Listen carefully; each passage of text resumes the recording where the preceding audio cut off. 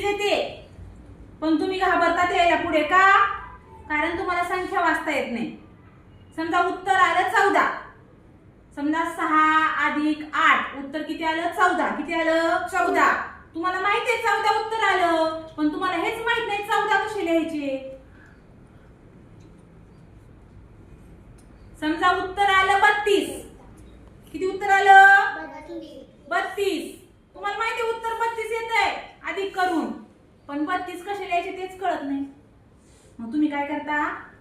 पुढे म्हणजे सगळी मुलं नाही, जी मुलं पुढे यायला घाबरतात मग ती काय करतात? मला नाही येत असं करतात ना. तुम्हाला येत नाही का? तुम्हाला येतं, पण तुम्हाला भीती वाटते मी लिहिल्यावर तो अंक चुकला तर मग सगळे मला हसतील, मला येत नाही म्हणतील. पण आपण घाबरायचंय का? नाही. मग म्हणूनच आता बघा गंगाराम पण त्याला बेरीज येते, पण त्याला कधी कधी काय होतंय? संख्या ओळखताना अडचण येते. तर आज आपण काही संख्या कशा वाचायच्या ते थोडक्यात बघणार आहोत. सगळ्यांनी नीट लक्ष द्यायचे, ज्यांना येतं त्यांनी पण, ज्यांना येत नाही त्यांनी पण. फक्त गंगाराम बोलेल, तुम्ही बोलायचं नाही, तुम्ही फक्त ऐकायचं. गंगाराम हे किती आहेत?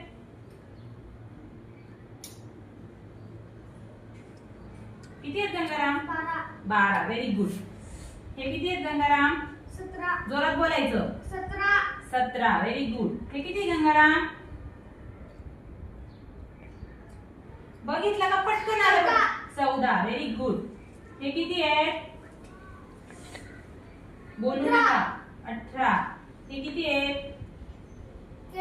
13. हे किती आहेत?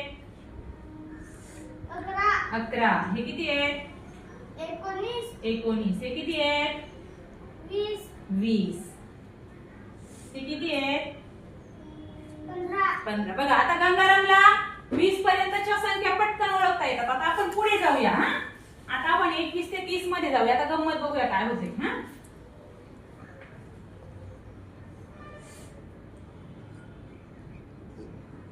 बघितला ना? बघितली ना संख्या पटकन येते आपल्याला, फक्त लक्ष द्या तुम्ही.